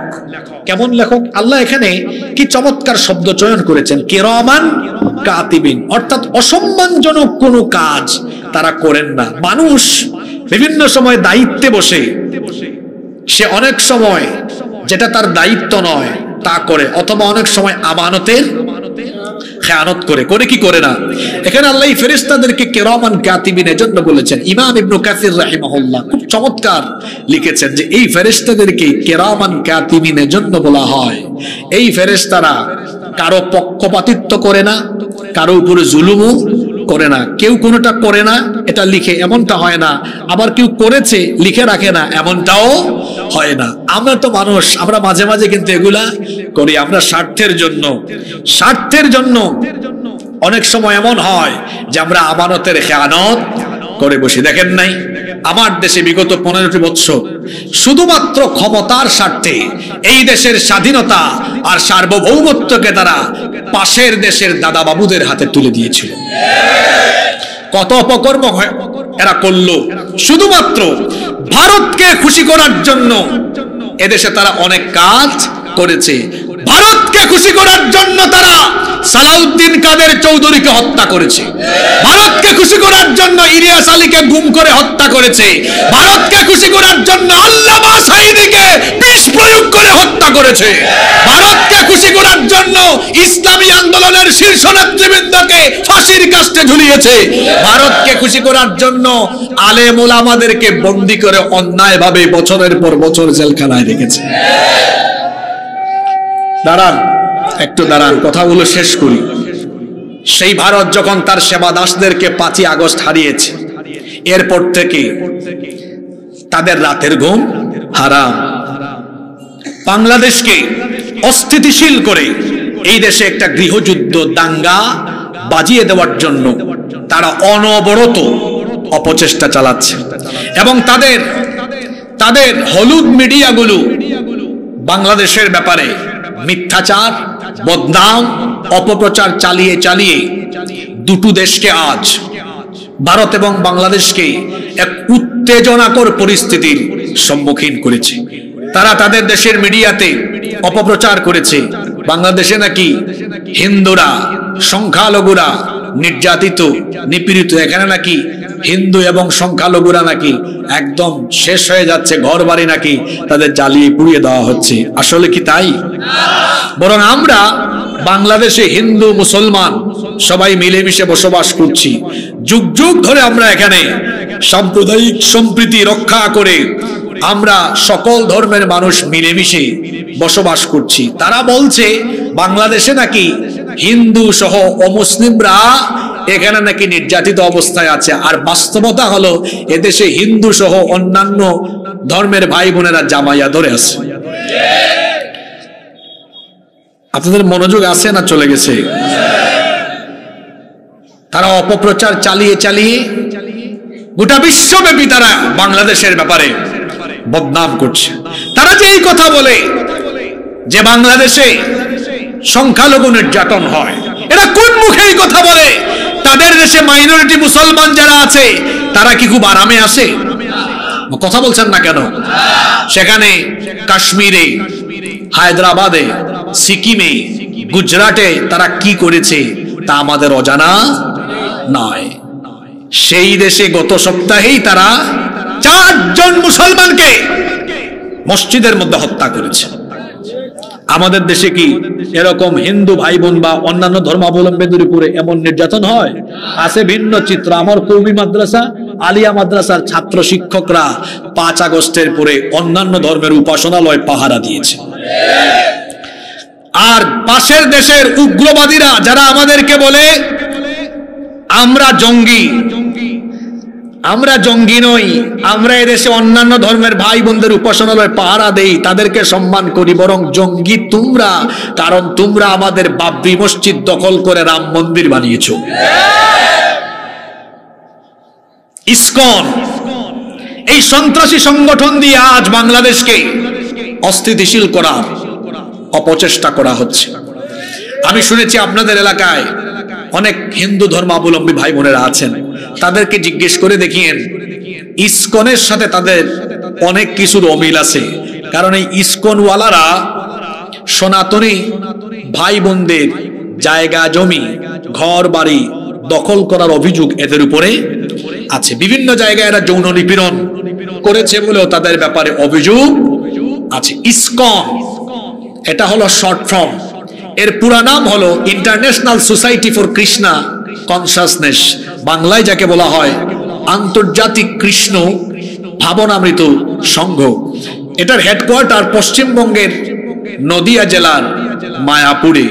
কিন্তু আশ্চর্য ব্যাপার হলো এই সংগঠন 1966 সালে প্রতিষ্ঠা হয়েছে মার্কিন যুক্তরাষ্ট্রের নিউ ইয়র্কে। এই সংগঠনের প্রতিষ্ঠাতার নাম হলো অভয় চরণারবিন্দ ভক্তি বেদান্ত স্বামী প্রভুপাদ। এই লোক কোন হিন্দু শিক্ষালয়ে পড়াশোনা করে নাই, পড়াশোনা করেছে খ্রিস্টানদের চার্চে। ইসকন তাদের দাবি অনুযায়ী তারা বলে এটি হিন্দু ধর্মীয় সংগঠন, কিন্তু বাস্তবতা হলো এটি হিন্দু ধর্মের কোনো ধর্মীয় সংগঠন নয়, এটি হচ্ছে হিন্দু লেবাসধারী একটি ইহুদি সংগঠন। আমার কথা মিলাতে চাইলে গুগল শরীফে সার্চ করে উইকিপিডিয়াতে যান, এই তথ্য আপনারা পেয়ে যাবেন। এই ইসকন এটাকে নিয়ন্ত্রণ করে পৃথিবীর সবচেয়ে অসভ্য বর্বর জাতি ইসরায়েলের ইহুদিরা, যাদের পরিচয় হলো তারা সন্ত্রাসী, তারা অবৈধ দখলদার, যারা ফিলিস্তিনিদের ঘর বাড়ি দখল করে সেখানে দখলদারিত্ব প্রতিষ্ঠা করেছে। এই ইসকনের মূল চেতনা হলো পৃথিবীকে মুসলমান মুক্ত করো। কি মুক্ত করো? ঘুমাইতেছেন নাকি? একটু পুরো প্রশ্ন হবে, কিন্তু বোঝা যাবে কে কি শুনছেন। তাদের এই চেতনার বাস্তব মিল আছে না নাই দেখেন। তারা তাদের মুখে বলে প্রাণী হত্যা মহাপাপ, কিন্তু তারা যেভাবে প্রকাশ্যে দিবালুকে কুপিয়ে মানুষ হত্যা করে, তাদের কর্মকাণ্ডে মনে হয় মানুষ হত্যা তাদের কাছে সওয়াবের কাজ, পুণ্যের কাজ। চট্টগ্রামে আদালতের প্রাঙ্গণে আমাদের এক আইনজীবী ভাইকে প্রকাশ্যে দিবালুকে কুপিয়ে কুপিয়ে হত্যা করে তারা প্রমাণ করেছে তারা হলো অসভ্য, বর্বর, জঙ্গি এবং সন্ত্রাসী। আইন শৃঙ্খলা বাহিনীকে বলবো, এই হত্যাকাণ্ডের সাথে যারা সম্পৃক্ত তাদের প্রত্যেককে গ্রেফতার করে দ্রুত ট্রাইব্যুনালে বিচার সম্পন্ন করে প্রত্যেক সন্ত্রাসীকে ফাঁসির কাস্টে ঝুলাতে হবে। সরকারকে বলবো, বাংলাদেশ সাম্প্রদায়িক সম্প্রীতির দেশ, এখানে হিন্দু, মুসলমান, বৌদ্ধ, খ্রিস্টান মিলেমিশে আমরা বসবাস করি। যারা সাম্প্রদায়িক দাঙ্গা লাগিয়ে সন্ত্রাসী জঙ্গিবাদী কার্যক্রম করে বাংলাদেশকে অস্থিতিশীল করতে চায় তাদেরকে রুখে দিতে হবে। আর রাষ্ট্রবিরোধী এবং জঙ্গিবাদী কর্মকাণ্ডে লিপ্ত থাকার কারণে এই সন্ত্রাসী সংগঠন ইসকনকে রাষ্ট্রীয়ভাবে নিষিদ্ধ করতে হবে। এই ইসকনওয়ালাদেরকে দিয়ে পাশের দেশ আমার দেশটাকে অস্থিতিশীল করতে চায়। আজকে দেখেন তারা কি করছে, সীমান্তে এসে আমাদেরকে হুমকি দেয়। আমার হিন্দু ভাই বোনদেরকে বলবো, আপনারা আপনাদের পরিচয়, আপনারা সংখ্যালঘু নন, আপনাদের পরিচয় আপনারা এই রাষ্ট্রের নাগরিক। এই রাষ্ট্রের যারা মুসলমান তারাও এই রাষ্ট্রের নাগরিক, যারা অন্য ধর্মের তারাও এই রাষ্ট্রের নাগরিক। এই দেশটা আমাদের সবার। এই দেশ মুসলমানের, হিন্দুর, বৌদ্ধের, খ্রিস্টানের, যারা এই দেশের নাগরিক, এটা সকলের দেশ।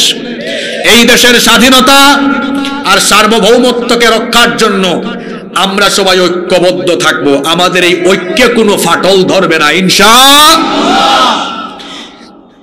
আমাদেরকে আজ হুমকি দেওয়া হচ্ছে। ভারতীয় মিডিয়াগুলো দেখবেন কি অপপ্রচার না করে আর কি হুমকি। দেখবেন রিপাবলিক বাংলা একটা চ্যানেল আছে, ময়ূখ রঞ্জন নামে এক সাংবাদিক নামের সাংঘাতিক। ব্যাংক যেমন লাফালাফি করে ও খালি লাফালাফি করে, ডিসপ্লেতে বিরাট বড় মানচিত্র এনে তারপর দেখায় এই যে বাংলাদেশের চিকেন নেক, এই ফেনীকে আমরা 5 মিনিটে আলাদা করে দিয়ে চট্টগ্রামকে দখল করে ফেলবো। এই ময়ূখ রঞ্জন, চট্টগ্রাম কি তোর বাপ দাদার নাকি রে? এই বাংলাদেশের 1 ইঞ্চি জমির উপরে কুনজর দেওয়া হলে এদেশের হিন্দু, মুসলমান, বৌদ্ধ, খ্রিস্টান সেই অপশক্তির চক্ষুকে উপড়ে ফেলবে। আমার এই দেশ, এটা নিয়ে কোনো ষড়যন্ত্র করা হলে আমরা কেউ বরদাস্ত করব না ইনশাআল্লাহ।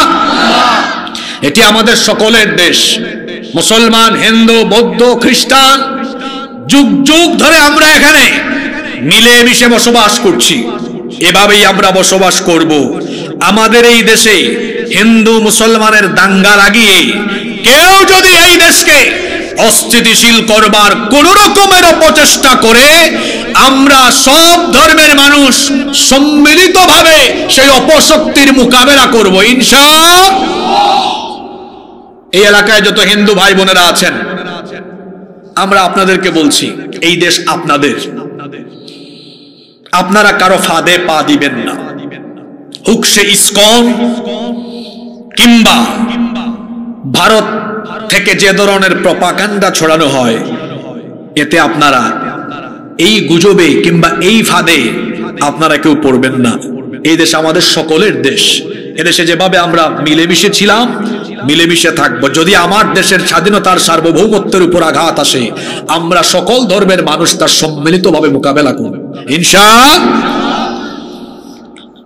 সম্মানিত উপস্থিতি, কষ্ট হচ্ছে আপনাদের? কমিটিকে পরামর্শ দিয়ে যাব, আগামী বছর থেকে মাহফিলে শেষে যিনি আলোচনা করবেন তাকে 9টার মধ্যে উঠায় দিবেন। দীর্ঘক্ষণ মানুষ বসলে অনেকের ইস্তিনজারও দরকার হতে পারে। আর একজন আলোচক যখন আলোচনা করেন, তার সামনে থেকে কেউ যদি উঠাউঠি করে, এটা বড় দৃষ্টিকটু হয়। তো একটা সুন্দর পরিবেশ তৈরি করে তারপরে কথা বলতে দিবেন।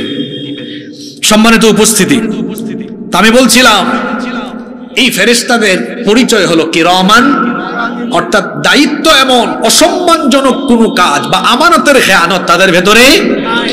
আর এই ফেরেশতারা হলেন এমন ইয়ালামুনা মা তাফআলুন, আল্লাহ বলছেন তোমরা যা করো তারা সব জানে, আর তারা সব লিখে লিখে রাখছে। ডানের ফেরেশতা সকল নেক আমল, বামের ফেরেশতা বদ আমল, সবকিছু লিপিবদ্ধ করে রাখা হচ্ছে। কিয়ামতের দিন জাহান্নামীরা এটা দেখে বলবে মালি হাদাল কিতাব লা ইউগাদিরু সগীরাতান ওয়ালা কাবীরাতান ইল্লা আহসাহা, এ কেমন কিতাব, এখানে তো ছোট বড় কোনো আমল বাদ দেওয়া হয় নাই। ওয়াজাদু মা আমিলু হাদিরা, বান্দা যা করেছে সকল আমল তার সামনে দেখতে পারবে। সবকিছুর হিসাব নিকাশ আরম্ভ হবে। হিসাব নিকাশ বিচার করে মানুষের মধ্যে সেদিন দুই ভাগ করে দেওয়া হবে। দল হবে দুইটা, জোরে বলেন কয়টা?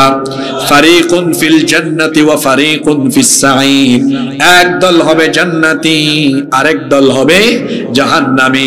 নেককার সৎ লোকেরা, নেককার লোকেরা তারা জান্নাতের নিয়ামতের ভেতরে থাকবে, আর পাপী তাপী দুরাচারীরা জাহান্নামের কঠিন শাস্তির সম্মুখীন হবে।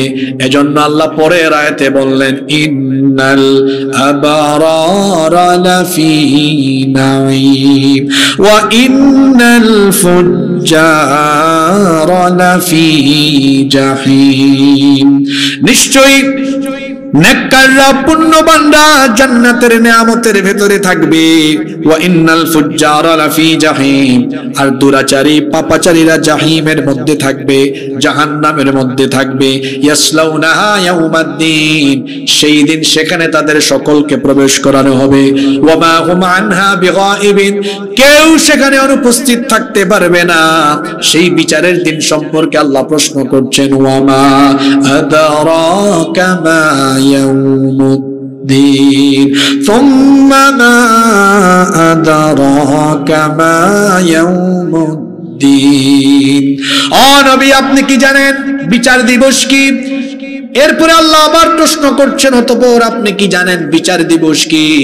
আল্লাহ নিজেই প্রশ্ন করে নিজেই জবাব দিচ্ছেন ইয়াউমা লা তামলিকু নাফসুন লিনাফসিন শাইআ ওয়াল আমরু ইয়াউমা ইদিন লিল্লাহ, সেই দিন কেউ কারো জন্য কোনো কিছু করার ক্ষমতা রাখবে না, কারণ সেই দিন ক্ষমতা পাওয়ার অথরিটি যার কাছে থাকবে।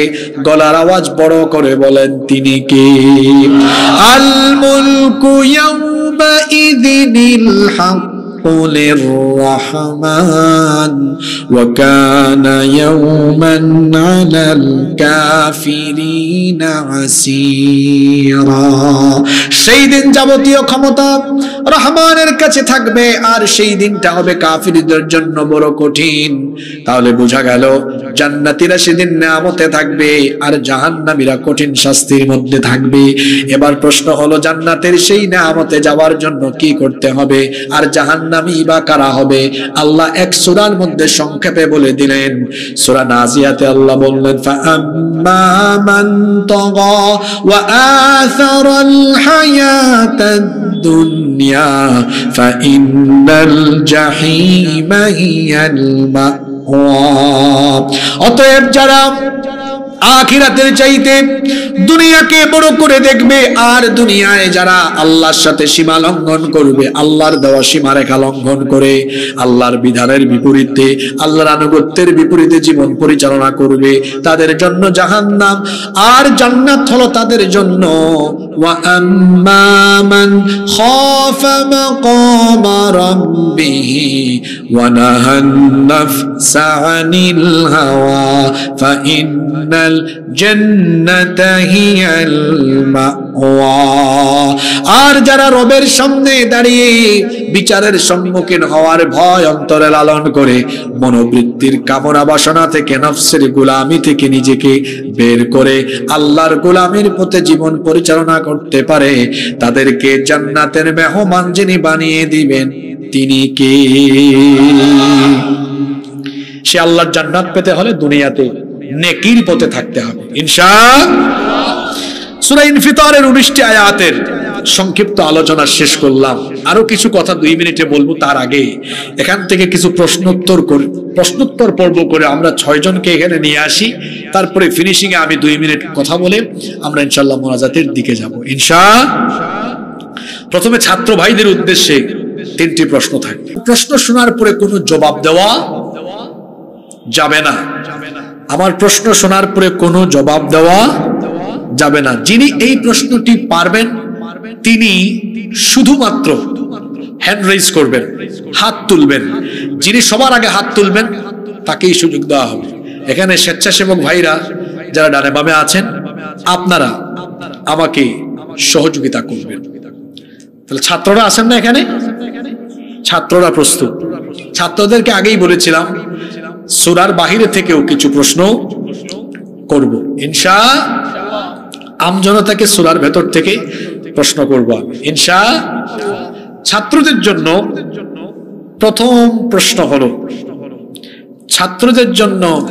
প্রথম প্রশ্ন হলো, কোরআনুল কারীমের যে সূরাটি সর্বপ্রথম পূর্ণাঙ্গ নাজিল হয়, সর্বপ্রথম পূর্ণাঙ্গ নাজিলকৃত সেই সূরার নাম কি? উনি প্রথমে হাত তুলেছে, বলেন। এই যে উনি হয় নাই, এরপরে কে হাত তুলছিল? এই যে ওরা তুলছে, মাশাআল্লাহ। চলে আসুক, সূরাতুল ফাতিহা। সূরা আলাকের প্রথম 5 আয়াত নাজিল হয়েছে, কিন্তু পূর্ণাঙ্গ হিসাবে প্রথম যে সূরা নাজিল হয়েছে সেটা সূরাতুল ফাতিহা। উপরে চলে আসুক, থাকুক, আমরা পরবর্তীতে দিব, আমাদের হুজুর দিবেন ইনশাআল্লাহ। ছাত্রদের জন্য দ্বিতীয় প্রশ্ন, কোরআনে কারীম সর্বমোট কত বছরে নাজিল হয়েছে? না, এটা অনেকে হাত তুলছে একসাথে, এটা হবে না। ছাত্রদের জন্য দ্বিতীয় প্রশ্ন, সর্বপ্রথম গ্রন্থাকারে কোরআনুল কারীম লিপিবদ্ধ করা হয় কার আমলে? এটা উলুমুল কোরআনের প্রশ্ন করে বসলাম। উনি হাত তুলছে, এদিকে না, হয়নি, আসেন না। রাসূলের আমলে কোরআন গ্রন্থাকারে লিপিবদ্ধ করা হয়নি, বিক্ষিপ্ত ভাবে বিভিন্ন জনের কাছে কাঠের তক্তায়, চামড়ায় পাথর খোদাই করে উনার কাছে 3 পারা, উনার কাছে 6 সূরা 5 সূরা বিক্ষিপ্ত লেখা ছিল, কিন্তু গ্রন্থাকারে লিপিবদ্ধ করা হয় আবু বকর সিদ্দিক রাদিয়াল্লাহু আনহুর আমলে। 2 জন পাওয়া গেল। কে ছাত্র না? তো অসুবিধা নাই, ছাত্রদের জবাব অছাত্র দিয়েছে, এটাও কম না। এটা ছাত্র ছাড়া পড়ার কথা না, এটা তো আমাদের কবি মাদ্রাসা, আলিয়া মাদ্রাসায় উলুমুল কোরআনে পড়া হয়, তাই না? মাস্টার্স পড়াশোনা করে, অসুবিধা নাই। দেখি হাদিস থেকে একটা প্রশ্ন করি, কোরআন থেকেই করি। রাইসুল মুফাসসিরিন কোন সাহাবীকে বলা হয়? না, এটা একসাথে 2 জন বলছে, হবে না।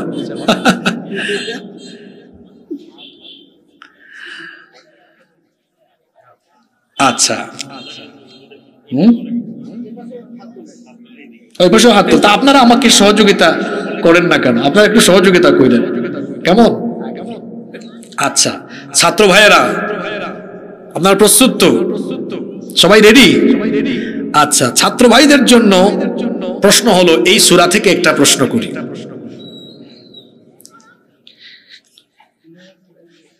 এই সূরার মধ্যে কিয়ামতের 2 পর্বের উল্লেখ করা হয়েছে। দ্বিতীয় পর্ব উদ্বোধন হবে কিসের মাধ্যমে? তা আপনি উত্তর দিলেন কেন ভাই? এই প্রশ্ন বাদ, উত্তর দিতে বলি নাই তো, বলেছি কি করতে? হাত তুলতে, হাত নামান। সবচেয়ে বেশি হাদিস বর্ণনাকারী সাহাবীর নাম কি? হুযায়ফা না, আবু হুরায়রা?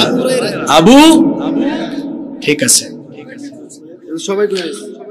কোন সাহাবীকে ওহী গ্রন্থায়ন কমিশন এর প্রধান সচিব করা হয়? হয়নি, আপনি বলেন। যায়েদ ইবনে সাবিত, মাশাআল্লাহ, চলে আসে রাদিয়াল্লাহু আনহু। ছাত্রদের পালা শেষ, এবার অছাত্র পালা। এখন ছাত্র ভাইয়েরা একদম চুপচাপ, ঠিক আছে? আপনাদের জন্য সহজ প্রশ্ন, দেখি আপনারা আজকে আলোচনার ভিতরে কতটা মনোযোগী ছিলেন। হ্যাঁ, আমি তো আগেই বলছি ছাত্রের প্রশ্ন অছাত্র দিলে অসুবিধা নাই, তবে অছাত্রের প্রশ্নের উত্তর এখন ছাত্র দিতে পারবে না। তো ছাত্ররা পারে নাই, অছাত্র পারছে, তার মানে ছাত্র দুর্বল আছে, পড়াশোনায় মনোযোগী না। ঠিক আছে? হ্যাঁ, আরে তো সময় তো সবাই ছাত্র ছিল, আপনি ঠিকই বলছেন। ঠিক আছে, আপনারা সবাই রেডি? সবাই রেডি তো? কেউ কথা বলতে পারবেন না, শুধু হাত তুলতে। আচ্ছা ঠিক আছে, তাহলে প্রথমে এই সাইড, এই পিলারের এই সাইডে, ঠিক আছে? কোরআনে কারীমে আসমানকে কি বলা হয়েছে বলেন? হয়নি না, আমি আজকের আলোচনায় বলেছি আসমানকে কি রকম বলা হয়েছে। সুরক্ষিত ছাদ। মাশাআল্লাহ, চলে আসেন। এই বুঝি ওয়াজ শুনছেন? এবার এই পিলার থেকে এই পিলার, এই মাঝখানের সারিতে। মাশাআল্লাহ, ঠিক আছে, আপনারা সবাই প্রস্তুত? সবাই কি রেডি? আচ্ছা,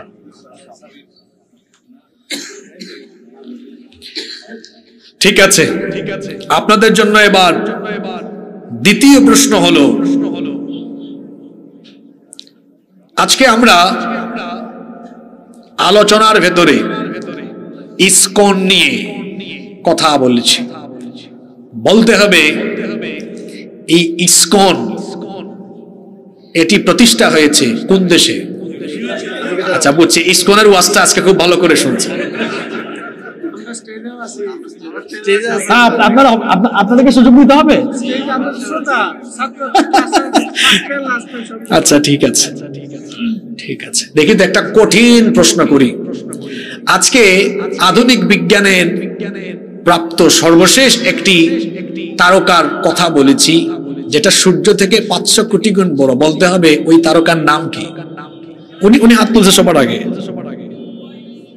ওয়াই ইউ স্কুটি, খুব অ্যাক্টিভ শ্রোতা। এই প্রশ্নটা কঠিন ছিল, বেশি মনোযোগী তো। এই পাশ থেকে এবার এই পাশ, রেডি? আপনারা সবাই রেডি? প্রস্তুত তো আপনারা সবাই? আচ্ছা, আপনাদেরকে একটু মানুষ এদিকে কম তো, এদেরকে একটু সহজ প্রশ্ন করা দরকার। কি বলেন আপনারা? একটু সহজ প্রশ্ন হবে আপনাদেরকে এই দিক থেকে।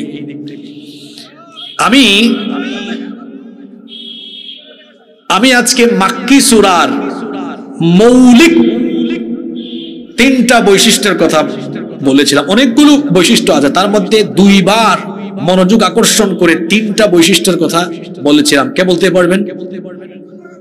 কে হাত তুলছে আগে বলেন তো? তাওহীদ, রিসালাত, আখির। আসেন, আরো বলছি, কিন্তু মৌলিক এই 3টা বিষয়ের কথা বলছি। 3 3 6 হয়ে গেছে না? ভাত খাওয়ার পরে দেখবেন ওই শেষের খাবারটা অনেক মজা, তাই না?